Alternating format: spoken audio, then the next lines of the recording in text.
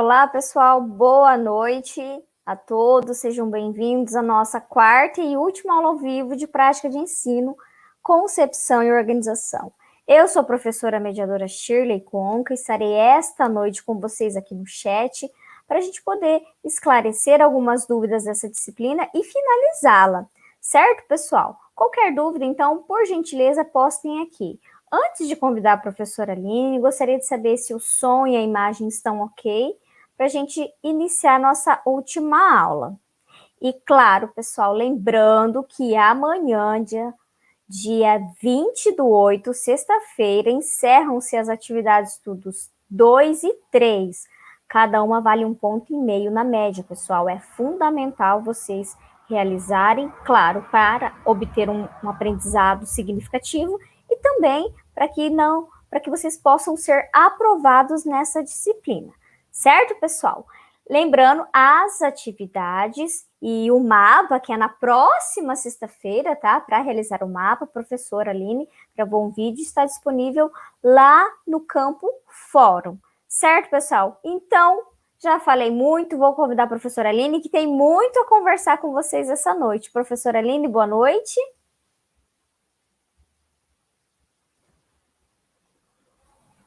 Agora sim. Boa noite, Shirley. Boa noite a todos e todas. É um prazer estar aqui com vocês para a nossa última aula, para a nossa última live, né? Temos muitas coisas para cumprir hoje. É isso aí, pessoal. Então, aproveitem a aula. Caso tenha dúvidas da disciplina, alguma dúvida que ficou perdida nas aulas anteriores, hoje é o momento de vocês esclarecerem. E claro, se tiver alguma dúvida do mapa, entre em contato conosco lá no canal Fale com o Mediador. Então, uma excelente aula a todos. Olá, pessoal. Novamente, boa noite Maria, João Bosco, Marcelo, Diógenes, André Felipe. Olha, gente, que delícia, né? Poder estar aqui. Chegamos ao nosso quarto encontro. Hoje vamos fazer um encerramento, vamos fazer uma discussão para fazer o fechamento daquilo que a gente vem trabalhando na disciplina. Eu acredito que muitos de vocês já devem ter pegado o material, manipulado, visto as atividades, né? E aí, nesse momento, é importante que a gente faça uma revisão de uma maneira geral para que a gente consiga avançar e fazer um fechamento da nossa disciplina. Obrigada, Felipe. Vou ficar com saudade também, gente. Vejam que no primeiro momento a gente foi conversando, fomos traçando o que era a prática de ensino. E eu me lembro que no primeiro encontro nós falamos sobre as expectativas. E eu quero que vocês interajam comigo no chat, por favor, né? Quais eram as expectativas de vocês naquele momento? Quais eram os medos? Fizemos um Mentimeter, onde vocês colocaram ali quais eram os medos de vocês diante da sala de aula. Discutimos um pouquinho disso, né? Falamos da prática de ensino enquanto uma série de ações, uma série de atitudes que englobam a disciplina, que tem caráter teórico, tem caráter prático, e que, de uma maneira geral, tem a finalidade de proporcionar para você, aluno, você, aluna, um olhar sobre as vivências pedagógicas em sala de aula, né? Vocês vão para o estágio supervisionado, vocês vão desenvolver a prática de vocês enquanto alunos, e a prática de ensino vai auxiliar vocês nesse sentido. Então, as coisas mudam, né? Mudam o tempo inteiro, as expectativas mudam, as perspectivas mudam, e eu espero que do primeiro encontro que nós tivemos, onde vocês tinham uma perspectiva assim, acerca da disciplina, uma expectativa, né, acerca da disciplina, eu espero que, de alguma maneira, essas expectativas elas tenham sido atendidas, né, primeiramente, e que muita curiosidade tenha sido despertada, né? Quando vocês forem para a sala de aula, é importante que vocês também se sintam curiosos em se mover em busca de outras questões para além daquilo que a gente discutiu aqui, né? Vejam, a gente falou um pouquinho sobre os nossos medos, sobre as dificuldades de estar em sala de aula, sobre aquele frio na barriga que a gente recomendo fortemente que a gente conserve, para que a gente tenha sempre a possibilidade de fazer mais e melhor, né? O professor que não tem frio na barriga, ele está seguro de si. Talvez aí nesse momento ele pense que não tenha mais nada a aprender. Mas, como eu venho conversando com vocês, a profissão docente é uma profissão que exige de nós um eterno aprendizado, uma eterna busca acerca daquilo que a gente pode melhorar, né? E aí nós falamos um pouco também sobre a importância do planejamento, daquilo que a gente vai fazer dentro de sala de aula, de conhecer os documentos, de conhecer o projeto político-pedagógico da escola. Por quê? Porque são elementos que vão nos auxiliar no planejamento da nossa aula, né? No olhar sobre aquilo que eu vou estabelecer enquanto objetivo, quais são os recursos que eu tenho para atingir esse objetivo, para o momento da execução. Falamos um pouco também sobre o olhar que a gente tem no momento do planejamento, sobre tudo que é ideal, né? Nós trabalhamos sempre planejando para o aluno ideal, para a sala que vai dar certo, para o grupo que vai participar inteiramente, que vai interagir, que vai responder tudo aquilo que a gente perguntar. E muitas vezes, quando a gente vai para a sala de aula, a gente vai fazer a pergunta para o aluno e ele não vai responder para a gente, até mesmo por medo, né? Na hora de executar ali, na hora de colocar aquele planejamento que a gente fez em ação, nós vamos perceber que o nosso aluno vai ficar muito mais preocupado em responder para nós aquilo que a gente quer ouvir do que arriscar aquilo que ele pensa de fato e se propor ao debate. Então, muitas vezes, e aí eu peço para vocês fazerem uma reflexão enquanto alunos também. Muitas vezes, quando o professor pergunta algo para vocês, aqui na live mesmo, vocês deixam de participar, vocês deixam de escrever, até mesmo por medo, né? De, nossa, o que os meus colegas vão pensar, o que os meus professores estão esperando enquanto resposta. Eu vou dizer para vocês, e esse é um recado que eu espero que vocês levem até o último ano da graduação de vocês, e quando forem para pós, e quando forem para o pós-doutorado, e quando forem para o chão da sala de aula. Lembre-se que na universidade, na escola, é o espaço de errar. É aqui que a gente tem que errar, é aqui que a gente tem que debater, é aqui que a gente tem que fazer os debates acontecerem, né? Os conflitos de opinião, inclusive, porque a escola é um espaço de conflito também, é um espaço de conflito do diferente, né? De pessoas diferentes que estão ali com o mesmo objetivo, que é aprender, que é se desenvolver enquanto ser humano. Nós, enquanto professores, vamos assumir o papel de articuladores, de mediadores desses processos, desses debates, desse processo de transformação de informação em conhecimento para o nosso aluno, mas sempre buscando tornar esse ambiente um espaço em que as pessoas consigam participar, né? Um espaço em que as pessoas consigam se sentir à vontade, um ambiente facilitador. Olha lá o Felipe falando, o debate em sala de aula é tão instrutivo quanto a imersão nas obras originais dos textos, com certeza ou mais, porque às vezes o aluno ele não consegue compreender o texto, e quando acontece o debate, quando acontece uma leitura orientada, o professor se torna um mediador daquilo que o aluno muitas vezes não entendeu e não compreendeu e consegue transformar isso por meio de métodos diversificados e auxiliar o aluno nessa compreensão, Felipe. Então, o debate é fundamental, né? No espaço acadêmico, principalmente, vamos trazer para o nosso campo de atuação na área de humanas, o debate é fundamental. Né, a criticidade, o olhar sobre os textos, o olhar sobre os teóricos, os contextos em que aqueles textos foram produzidos e o que eles querem dizer, né, a interpretação que a gente dá, isso é muito importante para fazer o processo de mediação do conhecimento. O professor ele precisa sempre tentar articular essas ações dentro de sala de aula e fazer essa mediação para que o aluno consiga atingir a finalidade última, que é aprender, né? Conseguir fazer uma leitura. Estou vendo vocês comentando aí, lemos Platão, depois vão ler outros teóricos, vão ler outros textos. Qual que é a finalidade desse grupo de leitura que vocês estão colocando no chat, né? Se não debater os textos, se não debater as obras e compreendê-las, né? Vamos ter uma compreensão 100% completa na primeira leitura? Eu acredito que não, né? As leituras, elas são sempre necessárias. Eu sempre falo assim, às vezes eu tenho alguns livros que são os meus preferidos, e aí eu sempre falo para os alunos assim, quando eu leio 5, 6 vezes o mesmo livro, eu sempre acho uma informação diferente, que me toca de uma maneira diferente, que me chama a atenção de uma maneira diferente. Por quê? Porque a leitura nos permite isso, né? Vejam, a Maria, gratidão no tocante a sua fala sobre o ser humano, por mais complexo que o humano será a minha eterna busca. A gente vai falar um pouquinho disso também mais pra frente, tá, Maria? Ainda hoje vou abordar um pouquinho dessa questão do ser humano, para a gente fazer o nosso encerramento. E quando a gente... essa questão do ser humano, inclusive, ela se faz importante, por quê? Porque a gente vai, inclusive, perceber, nós já falamos sobre isso, que os nossos alunos, eles aprendem de uma maneira diferente.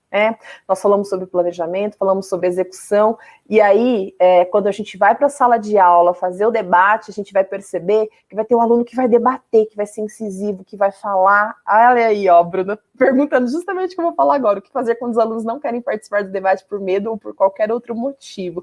A gente precisa ter um olhar de empatia, Bruna, com esse aluno e entender os porquês dele, né? Existem alunos, e aí a gente vai beber um pouquinho da psicologia, no sentido de que as pessoas, elas se desenvolvem de maneiras diferentes, elas se comportam de maneiras diferentes. Então, alguns alunos, eles vão ser extremamente responsivos a uma aula com filme, outros a uma aula com música, outros a uma aula com leitura, outros a uma aula com debate. Muito dificilmente o professor com um método só vai conseguir atender todos os alunos igualmente, justamente porque os alunos, eles são diferentes. E aí é importante que a gente perceba o momento da gente diversificar o método, diversificar as ações dentro de sala de aula, para que a gente consiga englobar o maior número possível de alunos, tornando-os responsivos e participativos à aula, na aula, né? A aula e na aula. O que isso quer dizer? O aluno que não quer participar do debate, né? Ele não quer participar por quê? Porque ele tem dificuldade de falar, porque ele tem vergonha. Mas será que ele consegue escrever? Será que eu consigo atendê-lo numa atividade em que ele consiga escrever? Será que eu consigo dividir essa sala em grupos e eles articulam a fala e aí alguém do grupo vai apresentar aquilo que eles articularam e aí a gente, como professor observador, vai olhar, né, essa articulação dentro de sala de aula, como que você percebe a organização dos alunos em pequenos grupos para organizar um trabalho que precisa ser apresentado. E aí a gente vai lembrar do meme, né? O meme é o novo gênero textual. Tem um meme que os alunos precisam apresentar um trabalho, e aí cada um faz um pedaço na sua casa, e aí chega na escola, junta tudo, e fica tudo o quê? Né? Parecendo um quadro do Picasso, tudo uns pedacinhos assim, desarticulados. Então é importante que vocês, enquanto professores, tenham um olhar de, podemos organizar isso dentro de sala de aula, para que todos participem, dentro dos seus limites e das suas possibilidades? Nós, enquanto professores, vocês, enquanto professores em formação, vocês vão perceber que temos limites e temos possibilidades. Então, quais são as minhas possibilidades de atuação enquanto aluno? E aí, quando eu for para a sala de aula conversar com o meu aluno, qual é a possibilidade de atuação e o limite de atuação do meu aluno? Tem aluno que, de fato, não vai conseguir falar, tem aluno que vai chorar, tem aluno que não vai querer apresentar, mesmo valendo nota. Então, é importante que a gente tenha um olhar, e aí, para além do planejamento da aula e da execução, a gente tem uma atenção no processo de avaliação. Por quê? Porque a gente vai olhar para esse aluno e vai dizer o que, olha, você não apresentou, você vai receber um 0, né? Então, você vai ficar sem nota. Ou você vai tentar avaliar aquilo que você, enquanto professor, organizou de ação dentro de sala de aula e tentar compreender por que o aluno não fez e se não tem uma outra maneira de avaliá-lo. Olha a importância de métodos diversificados de avaliação, de atividades diversificadas dentro de sala de aula. E isso só vai ganhar espaço, esse olhar de empatia, esse olhar de quem é o meu aluno e como eu vou torná-lo mais responsivo, só vai ganhar espaço dentro de sala de aula quando vocês derem espaço para as relações, né? Vejam a necessidade de utilizar-se de várias metodologias para discutir um assunto. Lembre-se que cada aluno aprende de uma maneira, perfeito. Então é importante que a gente perceba nesse contexto o lugar das relações, né? assim como nós temos as nossas dificuldades, assim como nós temos os elementos que nos favorecem, o nosso aluno também tem momentos e elementos que favorecem. E aí é importante a gente pensar o lugar da afetividade no trabalho docente, o papel das emoções, a dimensão racional e a dimensão afetiva. A dimensão racional diz respeito especificamente à questão burocrática, aquilo que está estabelecido enquanto conteúdo, aquilo que está estabelecido no currículo e que eu preciso de fato ensinar. Né? A dimensão afetiva vai nos dizer sobre tornar o ambiente de ensino e aprendizagem, especificamente a escola e a sala de aula, um ambiente facilitador. Né? Olha lá o William dizendo, educador precisa ser água, fluir, contornar, transbordar, exatamente, criar, né? Criar espaços, tornar o espaço algo facilitado, algo convidativo para o aluno. A gente está vivendo um momento em que as pessoas estão muito conflitivas, né? As emoções estão à flor da pele, e isso impacta diretamente na forma como a gente aprende. Sempre pensem assim, sempre pensem, exercitem o olhar de empatia. Como é que vocês aprendem?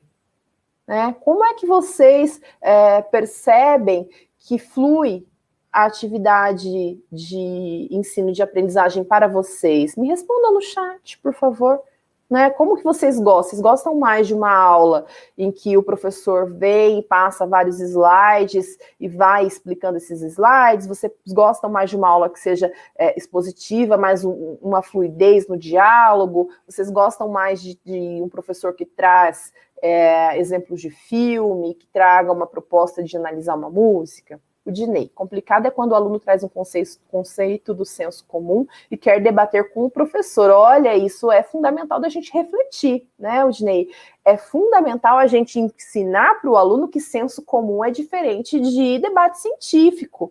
Na academia a gente faz ciência, e a ciência se faz com método. O rigor metodológico é fundamental, né? Os grandes pensadores são fundamentais para estruturar e articular aquilo que a gente propõe para o aluno enquanto elemento construtor do conhecimento.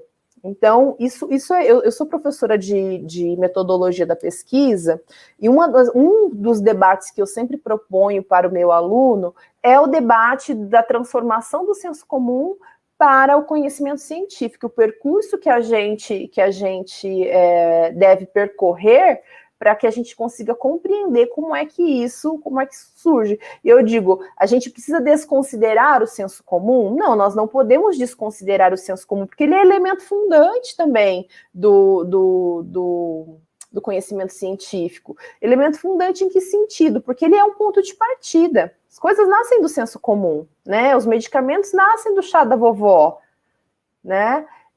E aí, o que acontece? As indústrias farmacêuticas vão lá usando um exemplo para isso, né? Para a gente entender a transformação do senso comum em conhecimento científico. O chá da vovó, ele foi estudado pelas indústrias farmacêuticas e bioquímica, química, a constituição dessas plantas foram estudadas para que a gente obtivesse os medicamentos. Isso é transformar senso comum em conhecimento científico. Não devemos desconsiderar o senso comum? Não, mas devemos deixar claro para o aluno que no espaço acadêmico, dentro da escola, dentro da universidade, o que a gente faz é ciência. Não importa se a gente vai para um laboratório fazer análise físico-química, não importa se a gente vai para um ambiente hospitalar fazer análise de material biológico e atender pessoas, não importa se a gente está dentro de uma sala de aula teórica, lendo textos para entender a compreensão, a constituição da sociedade. O que a gente faz dentro dos espaços da universidade é ciência, é reconhecidamente ciência, porque existe um rigor metodológico nisso. E é importante que a gente sempre tenha clareza disso para que o aluno também tenha clareza, porque às vezes o aluno ele não é obrigado a saber, né? Ele vem para a sala de aula e ele vem com uma história. Olha a importância da gente conhecer, né? Esse aluno e as histórias e como é que ele é formado, a questão da religião, a questão da família dele, a questão do ambiente de convívio, porque tudo isso é elemento que faz parte da construção dele enquanto ser humano. Porém, dentro do espaço da escola, ele vai passar por um processo de desconstrução, porque ele está vivendo para além da família dele, ele está vivendo para além do ambiente dele, com muita gente que ele não conhece, com muita gente que é diferente, que tem religião diferente, que tem orientação sexual diferente, que tem cores diferentes, que tem características físicas diferentes, que tem pensamentos diferentes. Então, a escola é um espaço de conflito e um espaço da diversidade.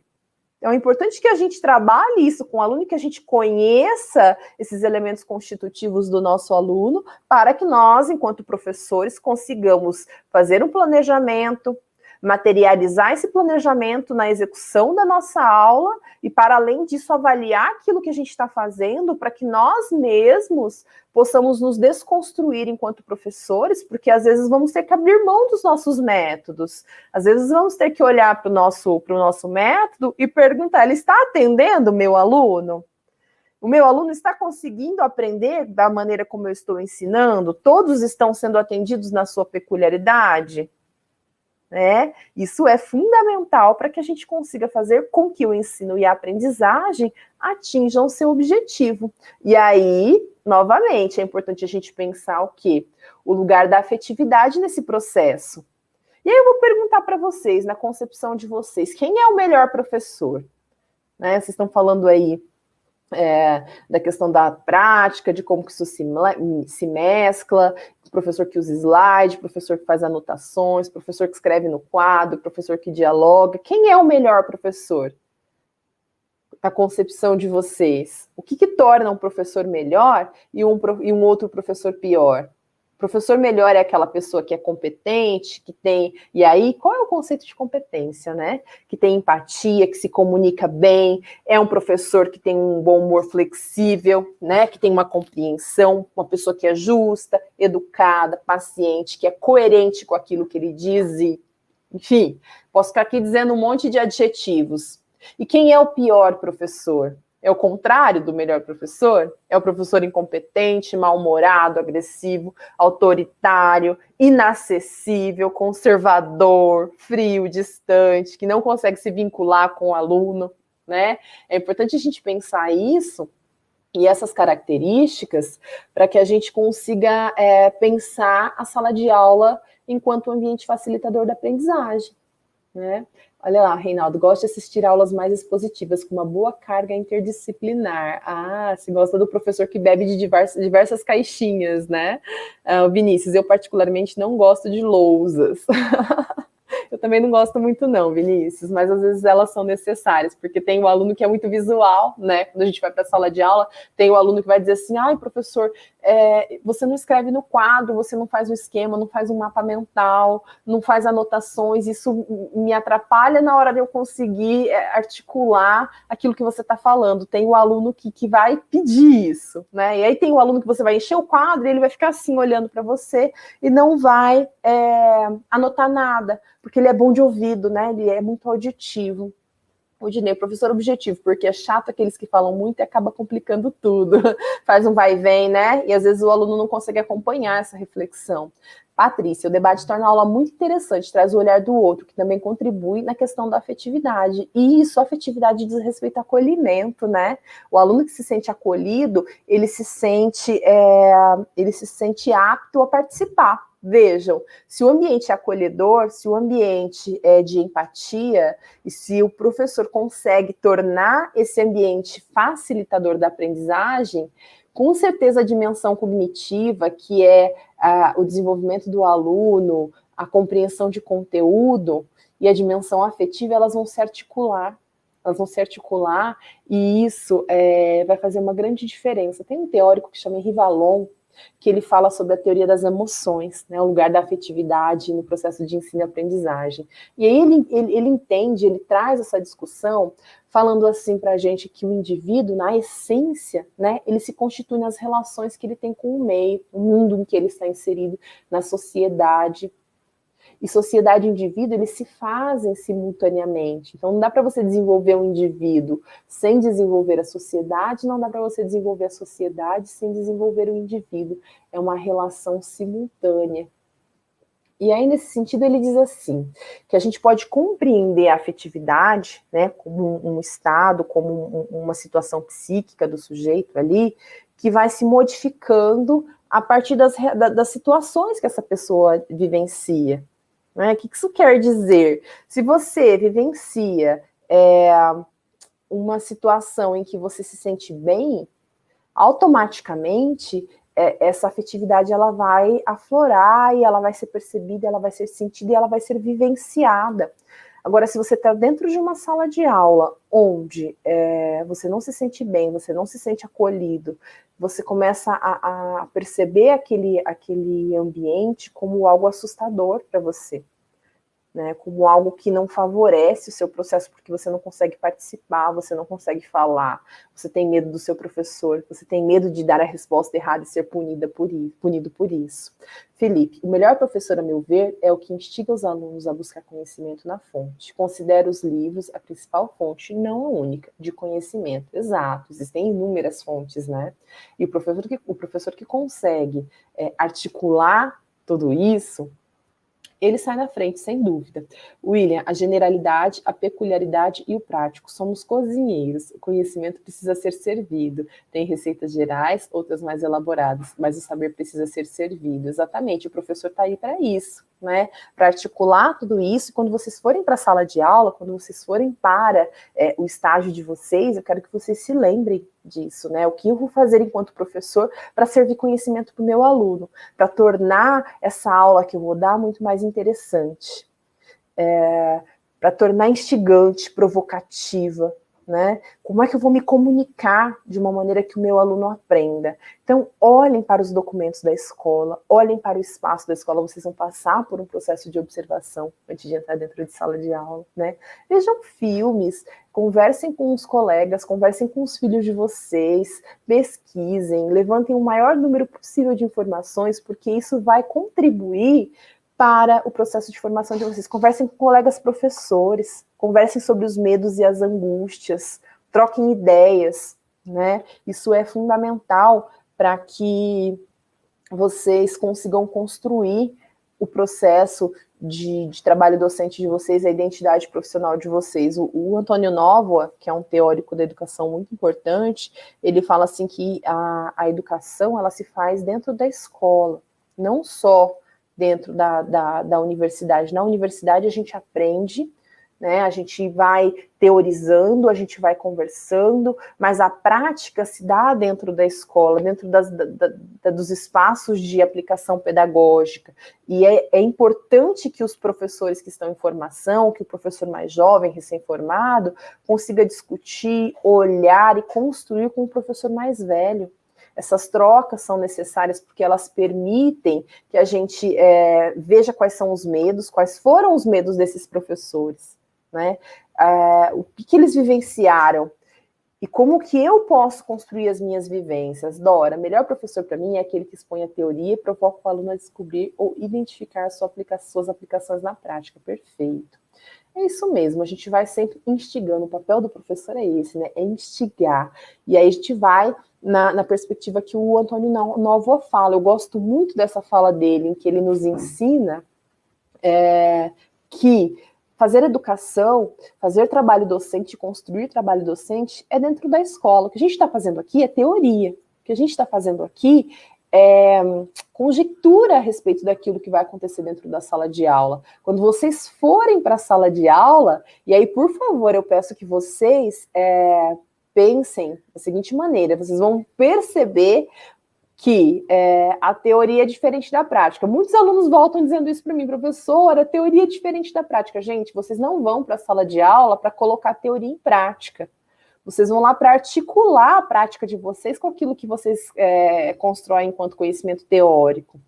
Dentro da sala de aula, dentro do nosso espaço acadêmico, nós estamos em processo de formação.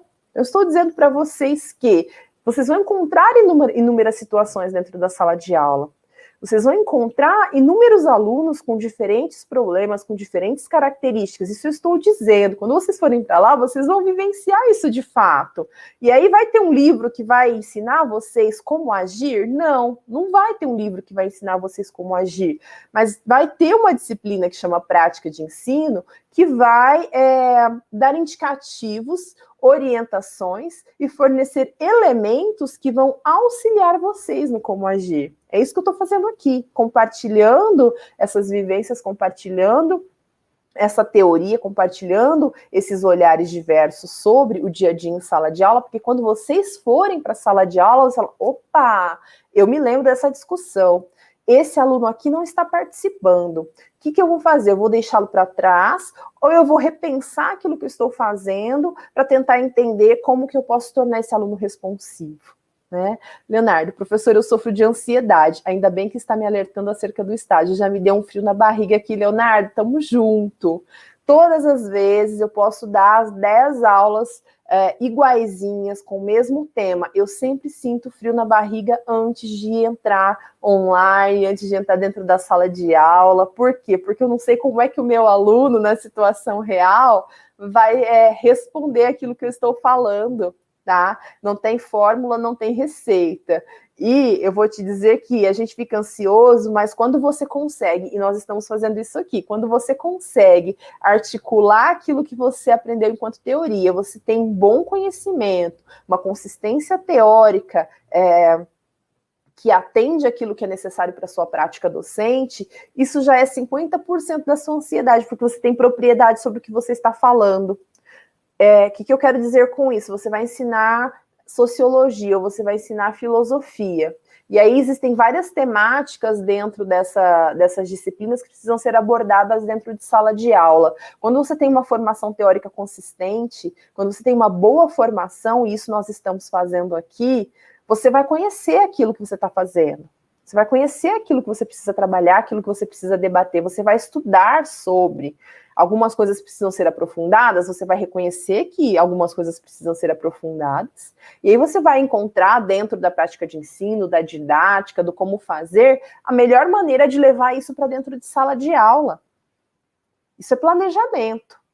Isso é planejamento. Quando você vai para uma sala de aula executar, né, fazer, dar a sua aula, com tudo planejado, articulado, pensado, com plano A, com plano B, vou fazer um debate. Se ninguém participar do debate, peraí, deixa eu pensar como é que eu posso fazer para que todos participem desse debate, como que eu posso avançar com essa atividade, como que eu posso tornar o ambiente, em psicologia a gente chama de rapport, isso, né? O que é o rapport? É aquele vínculo inicial para tornar o ambiente favorável para a atividade acontecer. Na clínica a gente fala disso, né? Vou fazer o rapport, vou tentar me vincular ao meu paciente para fazer com que ele consiga se sentir confortável de dizer o que precisa ser dito.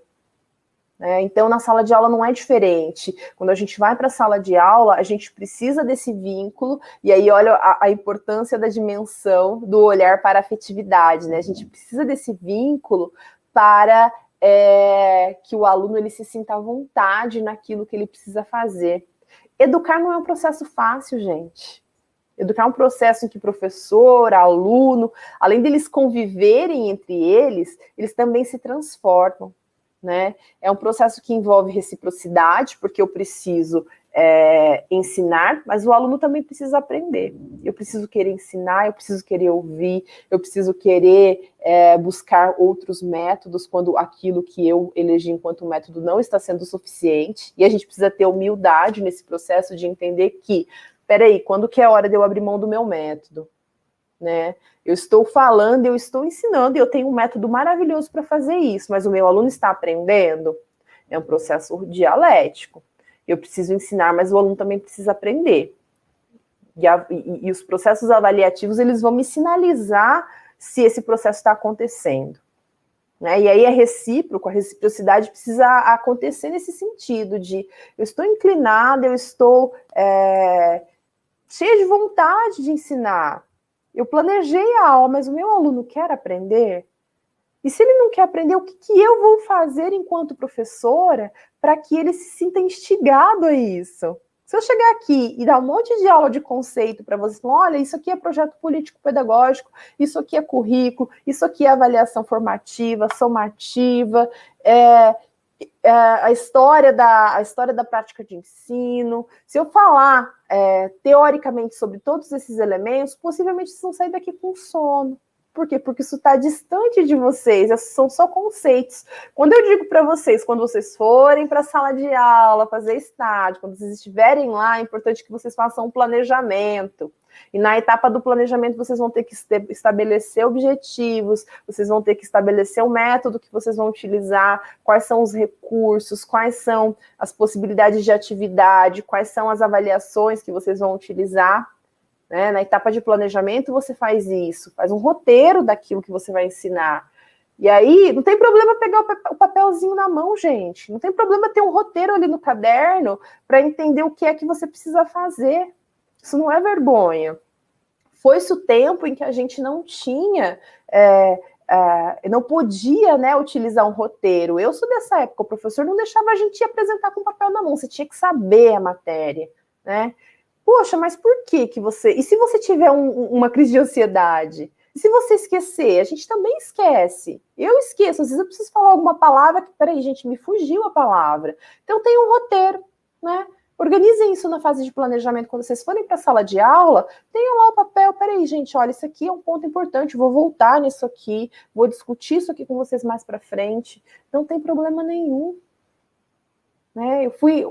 Estive, inclusive, numa palestra, uma vez com um teórico muito importante em nível internacional, e ele leu a palestra dele. E ele tinha o roteiro dele na mão, para dizer as coisas que eram importantes, que ele julgava importantes de serem ditas. Então, se ele, que é importante em nível internacional, faz isso, por que eu não posso fazer? Por que vocês não podem fazer? Tá? Agora, a gente tem que tomar cuidado com... Eu não vou ficar lendo o meu roteiro para tornar isso cansativo. Tá? Francislane, o que mais admiro no professor é a desenvoltura e facilidade em se expressar. Como tenho essa dificuldade, fico só admirando como flui perfeitamente quando você fala. Professora, obrigada, Francislane. Mas isso, gente, é algo que a gente vai desenvolvendo, tá? E me permitam contar uma experiência pessoal. Professora, por exemplo, como foi seu roteiro para hoje? Me permitam, olha aqui meu roteiro, ó. Vou mostrar para vocês que eu sou gente como a gente, tá? Eu tenho um caderninho aqui com os meus pontos. Vocês viram que eu estou dando aula com a caneta na mão, que eu tenho esse hábito, para que eu não esqueça de pontuar tudo que eu preciso pontuar com vocês. Eu pensei aquilo que eu precisava falar, que eu precisava relembrar, né? Fiz uma revisão, começamos fazendo uma revisão. A colinha é permitida sim, Leonardo, não tem problema nenhum, gente. É um roteiro. O que você precisa para ser um bom professor? Você precisa de um roteiro para organizar aquilo que você vai fazer dentro de sala de aula, né? Isso aqui é minha sala de aula hoje. Né? Essa live aqui é minha sala de aula, meu espaço de ensinar para vocês. Então não tem problema nenhum eu dizer para vocês que eu sou gente como a gente, que eu também faço roteiro. Como eu falei para vocês, se um palestrante internacional, ele lê aquilo que ele pode fazer, que ele vai fazer, por que eu não posso? Por que vocês não podem? O importante é que a gente perceba que você não vai ficar lendo o slide, não vai ficar lendo o roteiro. Por quê? Porque isso vai tornar a aula cansativa, não vai fluir. E aí, vou voltar naquilo que a Francislane falou, de fluidez. Isso é algo que a gente vai desenvolvendo, né? E aí, me permita uma experiência pessoal, eu me lembro, eu nunca imaginei que fosse me tornar professora. Eu me lembro, no primeiro ano do curso de psicologia, eu tinha um seminário, primeira atividade que eu tinha que apresentar. E aí, a gente precisava apresentar primeiro para a professora, eu sempre partilho isso com os meus alunos que falam que têm medo, porque é algo que me marcou muito. E a professora falou, não, vamos apresentar primeiro para mim, para a gente ver aquilo que precisa ser ajustado, né? E aí, em seguida, vocês vão apresentar para a sala. E eu chorei e não consegui. E eu fiquei sem a nota, né? Então, hoje, eu muitas vezes passo pelo processo de ir na sala de aula presencial, dos meus alunos dizerem, professora, eu não consigo, chorarem e sair da sala. Eu deixo lá, eu vou atrás, eu acolho e falo, não tem problema. É um exercício. Pode ser que você não consiga fazer nesse momento. né? Mas no momento posterior você consiga. E aí eu tive a felicidade esse ano de participar de uma banca de TCC em que eu fui a professora de uma aluna no segundo ano, em que ela chorou muito para apresentar um trabalho e não conseguiu apresentar o trabalho, e no quarto ano do curso ela apresentou o TCC dela brilhantemente, e eu tive a felicidade de estar na banca. E isso não tem valor para um professor. Você vê esse processo de construção e evolução pelo qual vocês, alunos e alunas, passam, é algo que não tem valor.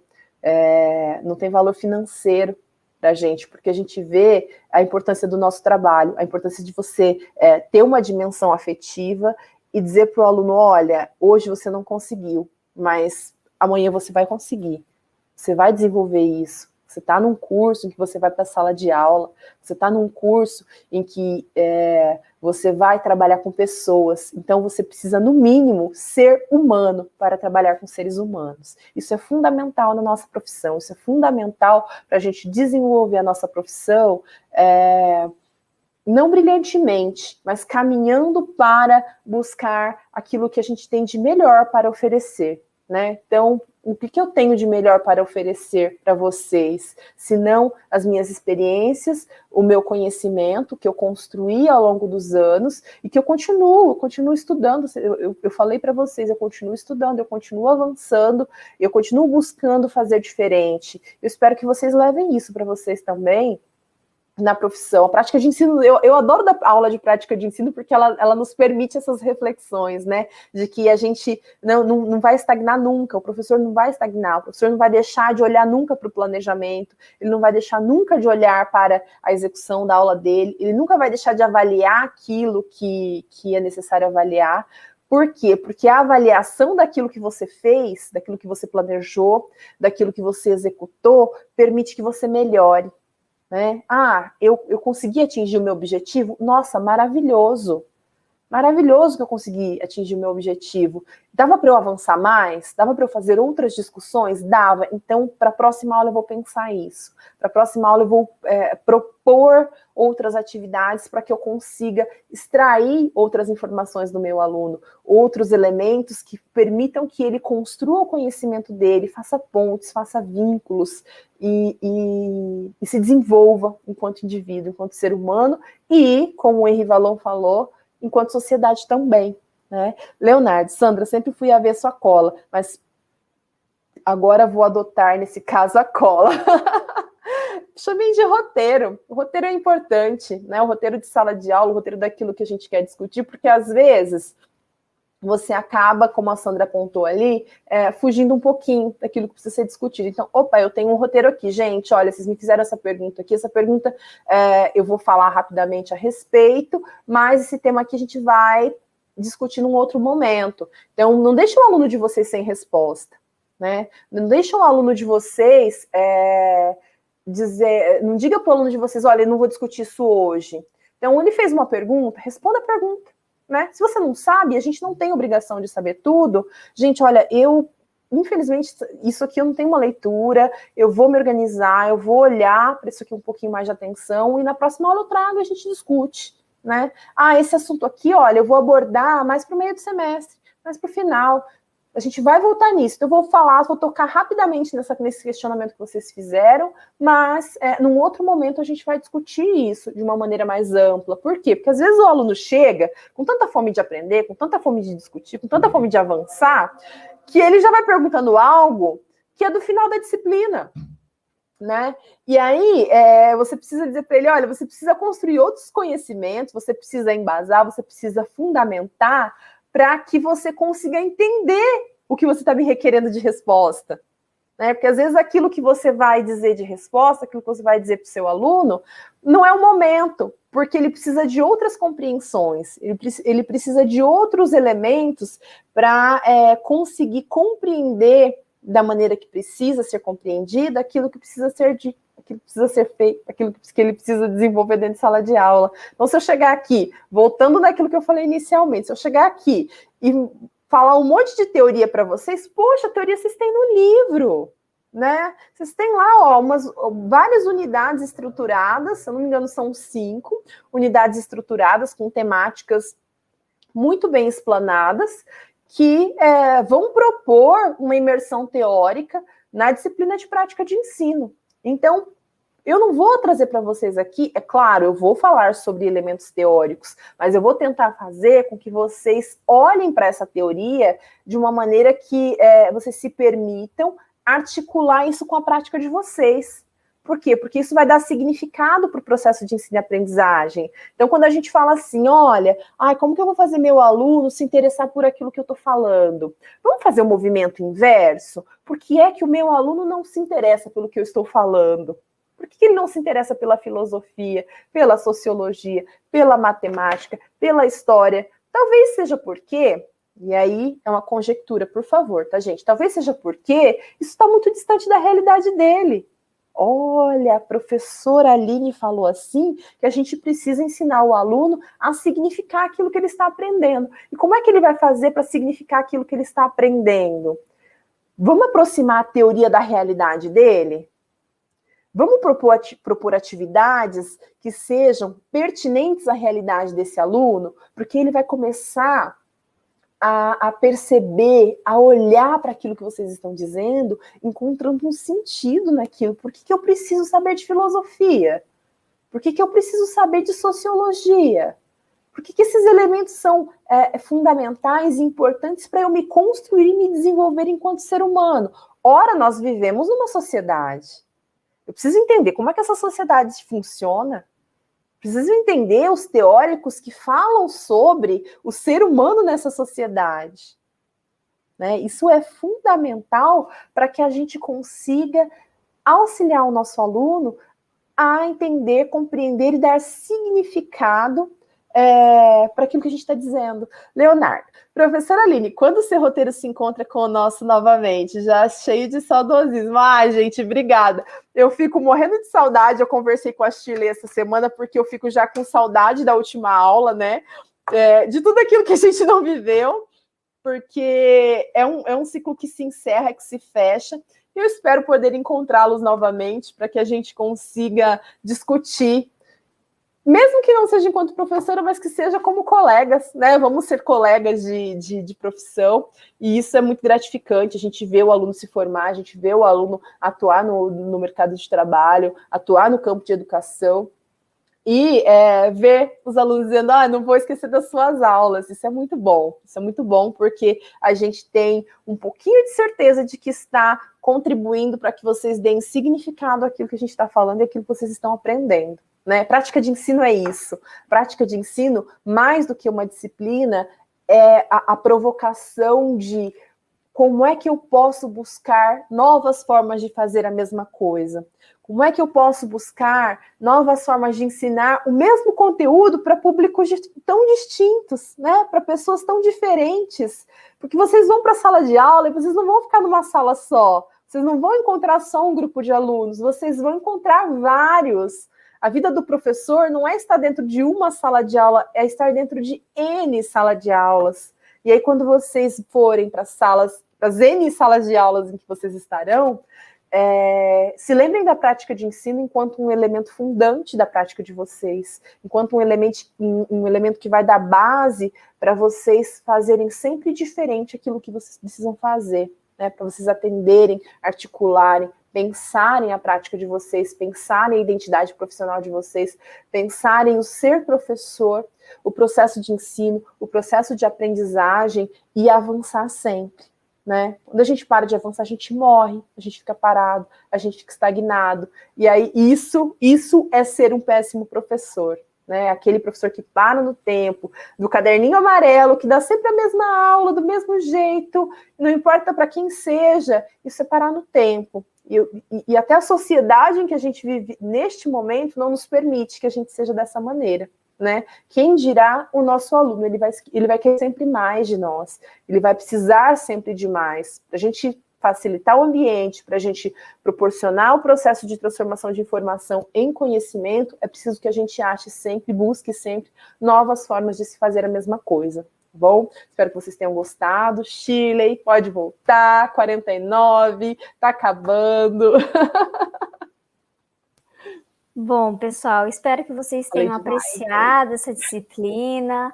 São tantas discussões necessárias e pertinentes que as reflexões comentadas durante as 4 aulas ao vivo, vocês certamente poderão continuá-las no meio acadêmico, no meio do grupo de WhatsApp de vocês e nos encontros entre os estudantes e nós, professores também, que nós nos veremos em breve, certo, pessoal? Pessoal, apenas para reforçar, as atividades estudo 2 e 3 encerram-se amanhã, temos um mapa para a próxima sexta-feira e também atividade da Semana de Conhecimentos Gerais. Eu desejo ótimos estudos a vocês e nos vemos em breve. Muito obrigada pela participação de todos. Um abraço e até mais. Um abraço, pessoal. Até mais. Foi muito bom estar com vocês. Cuidem-se.